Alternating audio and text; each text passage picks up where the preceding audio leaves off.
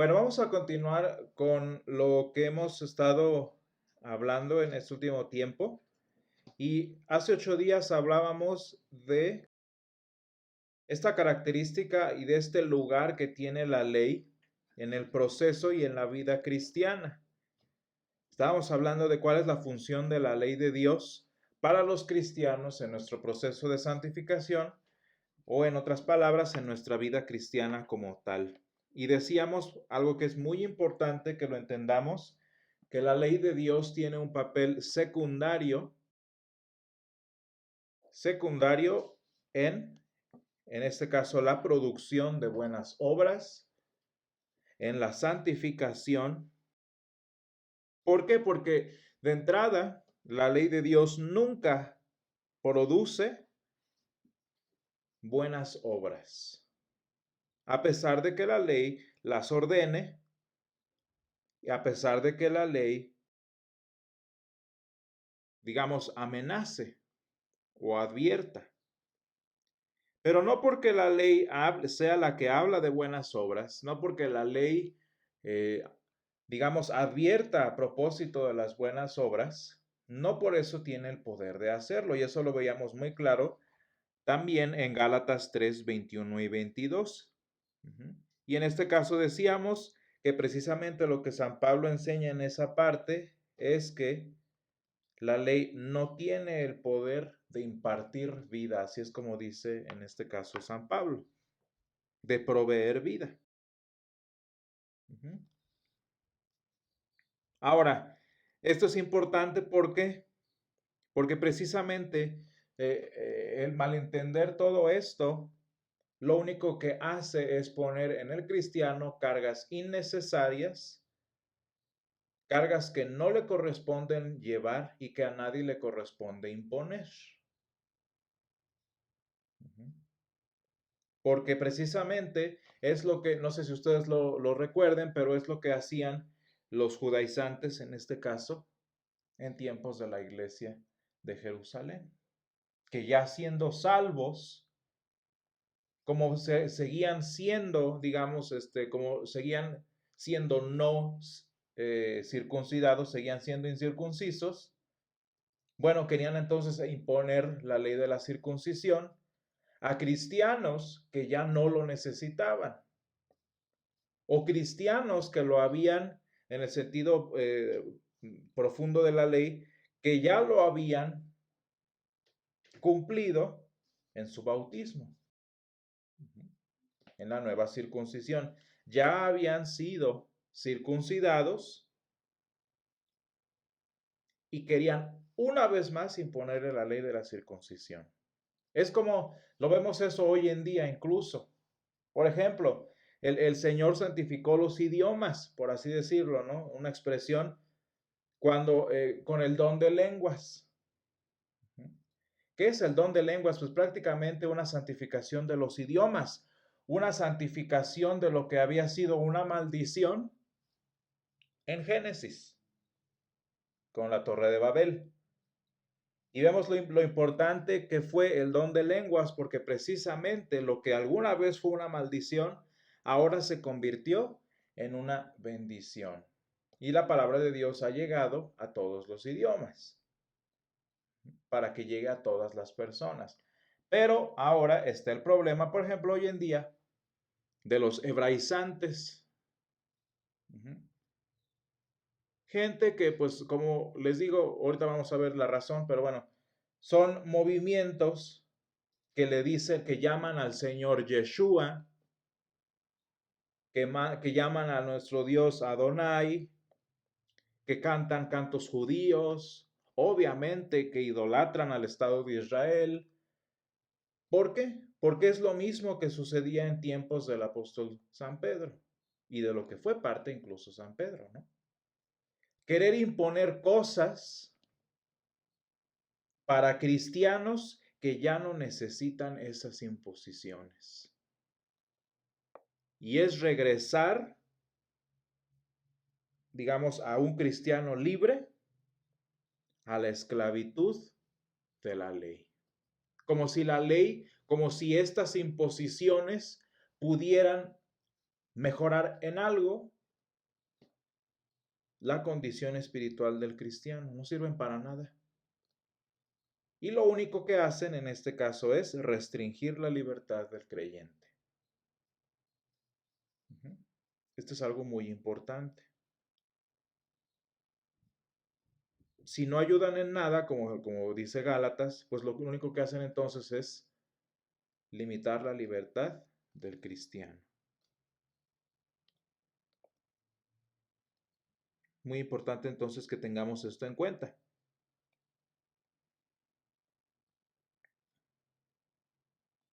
Entonces, hablábamos de qué es lo que puede hacer la ley entonces por nosotros, o qué es lo que hace la ley en este caso en el asunto de la santificación. Bueno, la ley lo que hace es controlar, en este caso, u oponerse al viejo Adán. Gálatas 5:17 dice que la naturaleza de pecado y sus deseos son contrarios al espíritu. Entonces, fíjense, el espíritu está activamente en contra de la naturaleza humana, la naturaleza del pecado. Marcos 9:43 es donde el Señor dice, si tu mano esto es ocasión de pecar, bueno, pues entonces en este caso, córtala, ¿no? Porque es mejor entrar a la vida sin una mano o cojo, perdón, manco, que con dos manos ir al cielo. Fíjense, entonces estamos hablando de que la ley lo único que hace es ponerle un límite a lo que mis deseos, a lo que mi voluntad humana quieren hacer. Pero eso es lo único que hace, lo detiene, lo frena, se opone a ello, pero no logra nada en su lugar. Y esto es importante. Por ejemplo, no sé, hablando con un cristiano que tiene el problema del alcoholismo, ¿no? ¿Qué es lo que hace la ley de Dios? La ley de Dios en este caso va a ponerle un freno. Cada vez que lea la palabra, cada vez que es exhortado, le va a poner un freno para que deje no de tomar, sino la adicción. Para que deje esa adicción, porque si ustedes se fijan, lo único que puede lograr la ley es informar a la persona que lo que está haciendo está mal. Pero ya el siguiente paso de dejar, digamos, la adicción, eso ya no lo consigue la ley. ¿Por qué? Porque la ley nos frena, la ley también nos dice qué es lo que es agradable para el Señor, pero no lo produce, no produce buenas obras. Entonces nos preguntamos, ¿qué es lo que logra estas buenas obras? Y a veces es necesario como que definir, porque es una línea muy delgada. Los cristianos no vivimos según la ley, como leímos hoy en Romanos 6.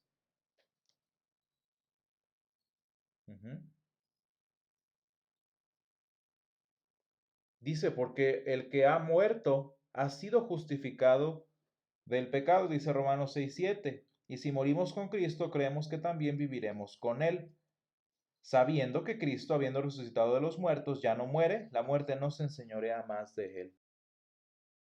Y dice, porque en cuanto murió, al pecado murió una vez por todas, mas en cuanto vive, para Dios vive. Y en este caso, pues, dice, pero vivos nosotros para Dios en Cristo Jesús, Señor nuestro. Entonces ya no estamos hablando de que vivimos según la ley,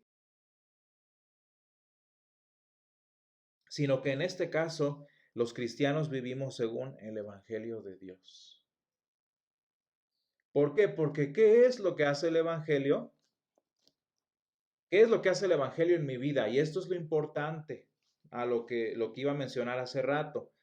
¿Qué es lo que hace el Evangelio en mi vida como cristiano? Bueno, el Evangelio en mi vida es el que va cambiando mi corazón, el que va cambiando mi voluntad. Fíjense bien cómo el detalle es importante. El Evangelio no es el que me hace obedecer, porque si no sería ley. El Evangelio, que es las buenas nuevas de salvación, no me forza a hacer buenas obras. No, ese no es el punto. No es porque si no sería como de que mira cuánto hizo Jesús por ti, ¿qué estás dispuesto a hacer tú por él? No, eso es una aberración, eso es hacer el evangelio ley, ¿no? Entonces, ¿cómo entonces decimos que el evangelio hace que yo haga buenas obras? Obviamente no. ¿Cuál es la palabra? Sobornándome. Obviamente no, ¿cómo podríamos decir? Manipulando. No es una manipulación emocional, no. Simplemente el Evangelio, que es la palabra de Dios, que es la palabra de vida, va cambiando mi corazón, va cambiando mi mente, va renovándome como estudiábamos en el estudio sobre la obra de renovación del Espíritu Santo, para que poco a poco simplemente yo deje de hacer lo que se opone a la ley de Dios. La ley de Dios no lo hace porque esa no es su función y no tiene el poder de dar vida. Me dice que está mal, me dice cuál es la voluntad de Dios, pero no me lleva a hacerlo porque la ley nada más mata. Pero una vez que me enteré de eso, el Evangelio entonces no me dice, mira todo lo que ha hecho Jesús por ti, hazlo tú también. No. Mira todo lo que Jesús hizo, imítalo tú. No. ¿Qué es lo que hace el Evangelio? Ir cambiando esos aspectos de mi vida, esos aspectos de mi corazón, de mi voluntad. Y poco a poco me parezco, poco a poco llego a la estatura del varón perfecto, en donde, en este caso, hago cosas y dejo de hacer ciertas cosas porque me parezco más a lo que el Señor me diseñó para hacer. Y no hago ciertas cosas pues porque no me interesa. E incluso puedo hacer ciertas cosas que a mí como cristiano no me van a afectar. ¿Por qué? Pues porque ya mi persona cambió a propósito de.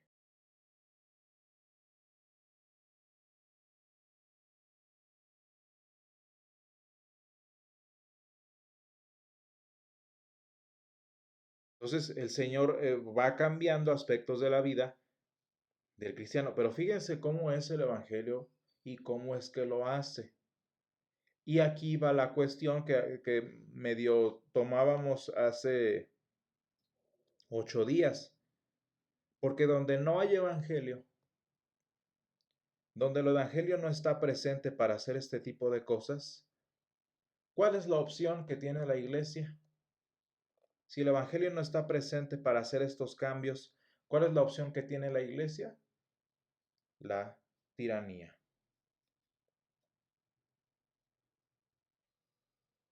La manipulación. O sea, todo lo que dijimos que no pasa es lo que se aplica, si ustedes se fijan. La ley que no tiene ese propósito se impone para que a fuerzas tenga ese propósito, pero como la ley no hace nada, no consigue nada, lo único que hace es oprimir al cristiano.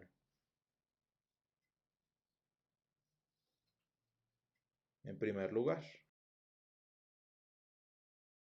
Y bueno, como la ley a veces no consigue nada, ahora sí vamos a la manipulación con el Evangelio.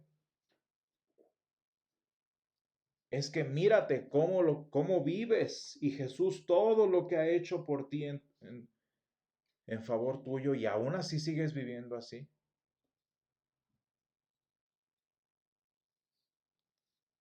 O usar, por ejemplo, a los santos en gloria para, digamos, como ejemplo a seguir o como objetos de manipulación, ¿no? También que hay recompensa para todo. Si das tu cuenta, hay recompensa. Sí. Siempre sí, todo es recompensar. La recompensa igual, pero ¿qué es la recompensa? Pues en este caso, la ley, la propia ley. ¿Por qué? Pues porque el recompensa de qué. Fíjense, la recompensa se lo gana, la recompensa es para quien se lo merece. La recompensa, su propósito es alegrar al que se lo ganó. Y si podemos ganárnoslo, pues ¿quién necesita a Dios? Si podemos merecerlo, pues nada más hay que enseñar a la gente a que haga mejor, a que viva mejor, y a lo mejor hasta ni a Jesús necesita.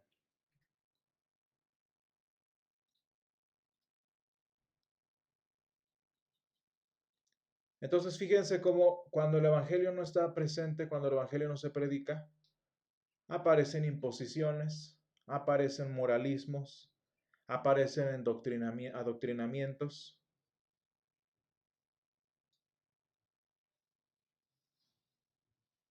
Manipulaciones, explotación.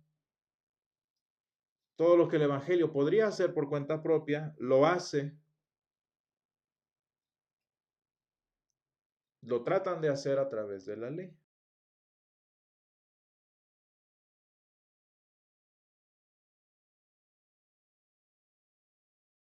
Y entonces es muy importante que entendamos esto. El Evangelio hace más, bueno, a lo mejor no rápido porque también depende del estorbo de la persona, pero el Evangelio hace cosas más profundas y más trascendentes que cualquier imposición, estructura o manipulación humana.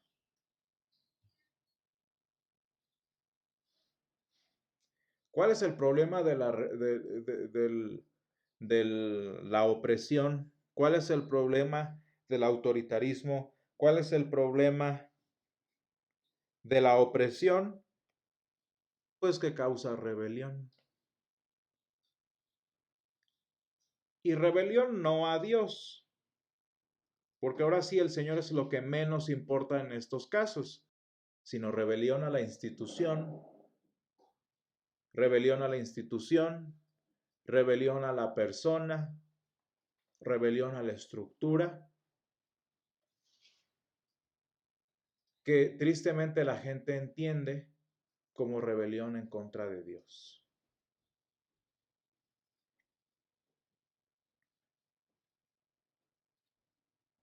Entonces ustedes se fijan, por un pleito con la estructura, con la institución,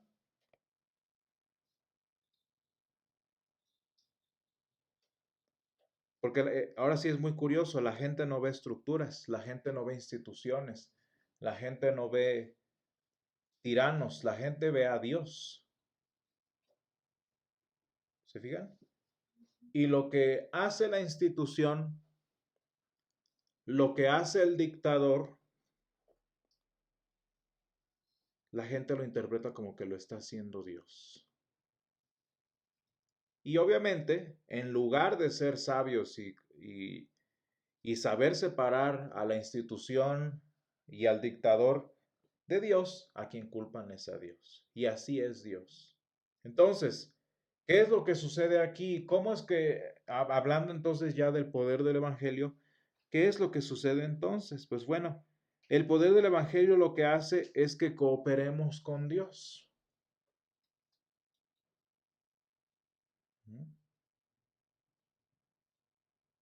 En nuestra propia santificación. Y de hecho, esto viene en el pasaje de hoy.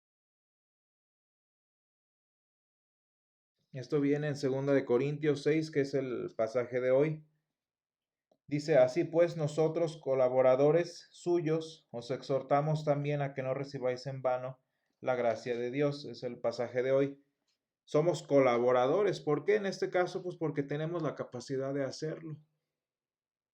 Y cada llamado que hace la palabra a esto, a esto, a esto, nos invita a nosotros cristianos a ser colaboradores. La palabra es sinergontes. Sinergontes, imagínense, la versión de esta palabra que tenemos en español es la sinergia. Nada más imagínense el nivel el poder que tiene el Evangelio como para que la palabra nos llame que tenemos una sinergia con Dios.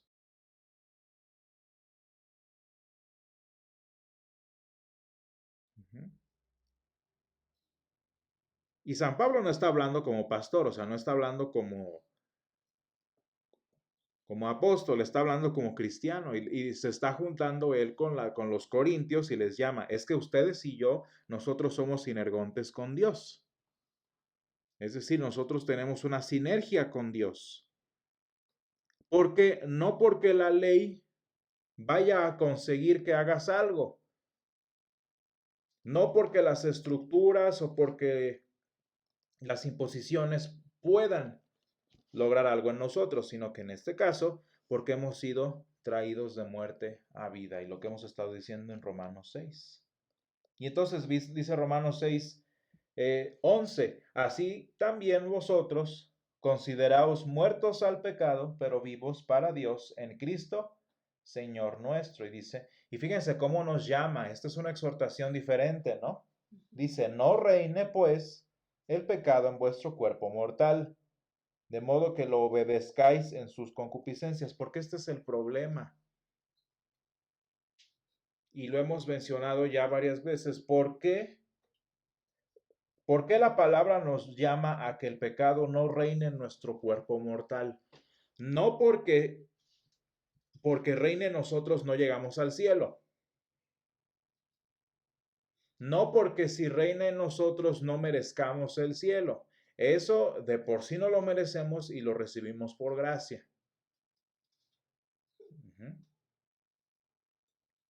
Sino porque si el pecado reina en nuestra vida, si el pecado define nuestra vida cristiana, lo único que está haciendo es mermar la vida cristiana, es mermar la obra de Dios en nosotros y en el peor de los casos, arriesgar, ahora sí, nuestra vida eterna.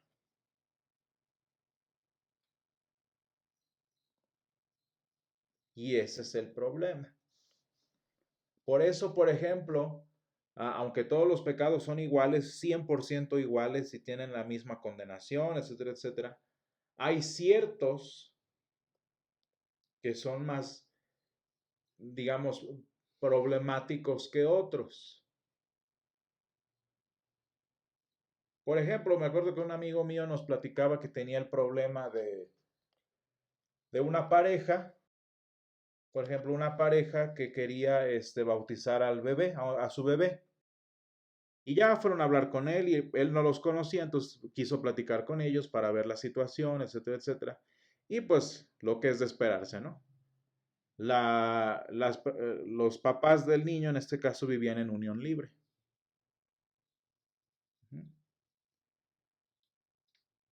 Y aunque así se llame hoy en día lo que queramos y todo eso, la palabra de Dios le llama fornicación.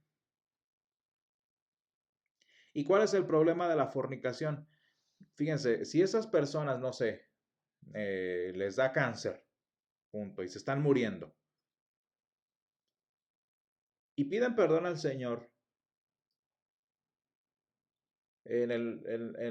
confiesan al Señor en su lecho de muerte y piden perdón al Señor, el Señor los perdona. Punto, se acabó. ¿Se fijan? Así es de fácil. ¿Cuál es el problema? Que mientras vivan así, es más difícil y menos probable que les interese confesar al Señor, que les interese solucionar su vida, y no nada más en ellos, sino también en la vida, en este caso, del bebé. Y lo que mi amigo hizo es lo que pues se debe hacer en todos los casos.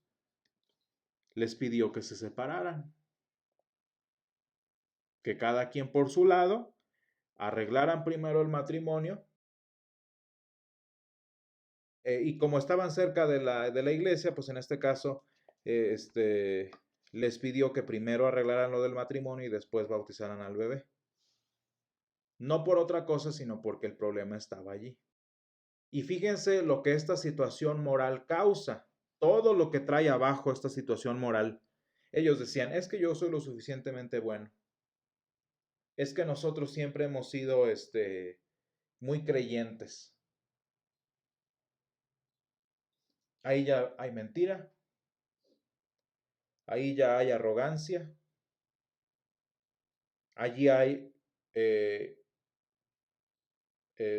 falta de voluntad de arrepentimiento, todo lo que trajo una situación moral. La situación moral en sí no es peor que el cristiano que no paga impuestos o que el cristiano que estafa, no. Pero vean todo lo que trae una situación moral que problematiza y que restringe la vida cristiana. En este caso, pues, por ejemplo, de esta pareja que decía de mi compañero, ¿no? Y lo más triste es que la salvación del bebé, por culpa de ellos, está siendo vulnerada.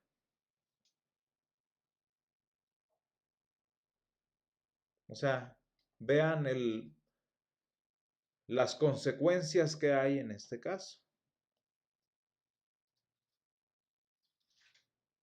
Entonces el Señor nos llama en 2 Corintios 6, nos llama sinergontes, es decir, cristianos, a quienes se nos invita, a quienes se nos llama, o San Pablo usa la palabra, nos exhorta a no recibir la gracia de Dios en vano. ¿A qué nos referimos con eso? Y lo vamos a ver de hecho ahorita en el sermón. ¿Qué es recibir la gracia de Dios en vano? Pues es prácticamente echarla en saco roto. Porque tanto que nos ofrece el Señor, tanto que el Señor da para nosotros las bendiciones de crecer espiritualmente, las bendiciones de vivir bajo su cobijo, de vivir bajo su cuidado, de vivir en la paz que ofrece el Señor, pero por vivir como queremos vivir, por negarnos a cooperar con el Señor, todo eso, ahora sí lo echamos en un saco roto.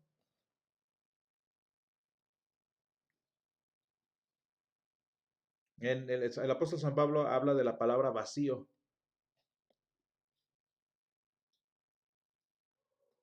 Porque tanto que el Señor tiene para nosotros, pero nosotros por, no sé, por autosantificarnos o por sentirnos que no estamos así, que no estamos asá. Fíjense cómo a final de cuentas terminamos igual que los que imponen la ley. Tanto que el Señor tiene que ofrecer a través de un ministerio para las personas, pero las imposiciones humanas y el autoritarismo terminan tirando todo a la basura. En lugar de escuchar la palabra de Dios para que yo crezca, para que me alimente, escucho las recomendaciones sobre el diezmo. Escucho principios para que transformen vidas. Escucho esto y otro. ¿Y eso de qué me sirve? Todo lo que el Señor me está ofreciendo, lo estoy tirando a la basura en este caso. Pero también por el otro, si yo no reconozco mi lugar como sinergonte, ¿cuál es la palabra? Colaborador del Señor, pues es la misma. Y estamos hablando de un desperdicio, ¿verdad? De lo que el Señor tiene para nosotros. Y no, los cristianos recibimos una nueva vida, como dice Romanos 6:13.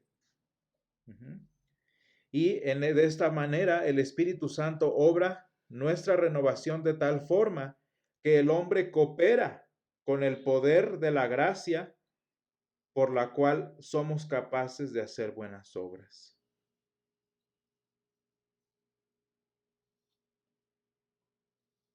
¿Qué es lo que va a hacer que corrija aspectos en mi vida? ¿Qué es lo que va a hacer que yo crezca espiritualmente? ¿Qué es lo que me va a hacer llevar a cabo buenas obras? Pues el escuchar la palabra de Dios. El escuchar el Evangelio. El Evangelio que me capacita a mí para ser un sinergonte, para ser un colaborador de Dios. Y fíjense cómo el Señor usa la palabra colaborador y no siervo. Porque los hijos en un proyecto de familia son colaboradores, no esclavos, ¿se fijan? En un proyecto familiar, en un proyecto de casa, los hijos son colaboradores, no siervos. Y qué bonito que el Señor nos llama así, ¿no?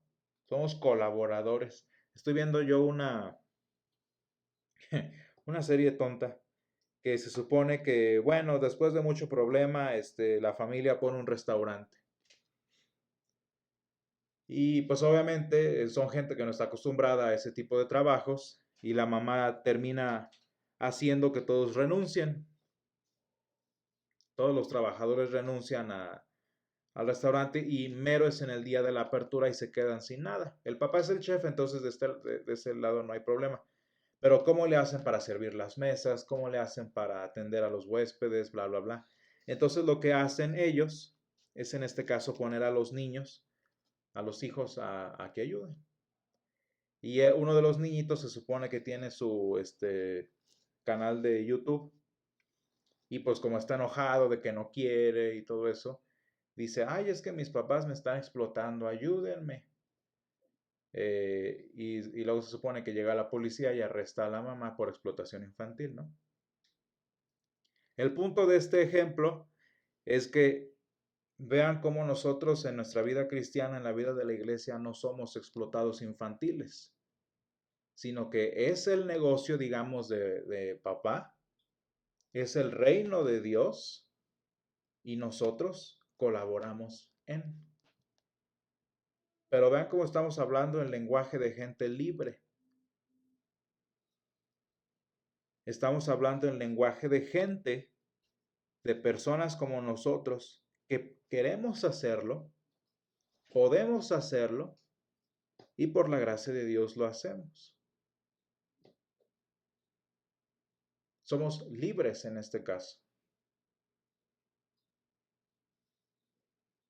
Y lo hemos dicho y lo he dicho varias veces, incluso desde el punto de vista empresarial, son mucho más productivos y mucho más efectivos los que se saben parte de que los que se saben simplemente subordinados. Y entonces, por eso en 2 Corintios 6:1, el Señor nos llama sinergontes.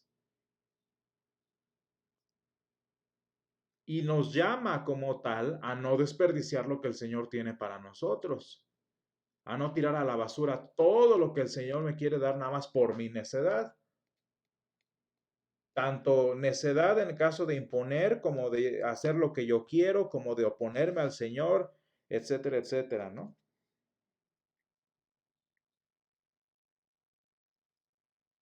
¿Y qué pasa, por ejemplo? Nos preguntamos, ¿qué pasaría si no logro, si me cuesta dejar esto? O si a tal persona, por ejemplo, en mi caso, le cuesta abandonar tal práctica o lo que ustedes quieran, o si a mi hijo le está costando trabajo abandonar ese pedazo, ¿es que no está siendo un buen colaborador? Bueno, en el caso de que no sea un buen colaborador, acuérdense que seguimos hablando de la obra de Dios. Y fiel es el que nos trajo al asunto, fiel es el que nos trajo a la obra, fiel es el que nos inició en este proyecto y Él es el que lo hará. Dice San Juan 15:4-5, permaneced en mí y yo en vosotros. Dice, ningún pámpano puede llevar fruto por sí mismo, sino que debe permanecer en la vid. Y así tampoco ustedes pueden llevar fruto a menos de que permanezcan en mí. Yo soy la vid y ustedes los pámpanos. Si alguien permanece en mí y yo en él, llevará mucho fruto, porque aparte de mí, nada podéis hacer. Tampoco estamos solos, tampoco es colaboradores que a ver, ¿qué tienes para ofrecer? No, somos colaboradores con ayuda. Y no hay nada que la Escritura pida, no hay nada que el Señor ordene, que Él no nos dé la forma para hacerlo.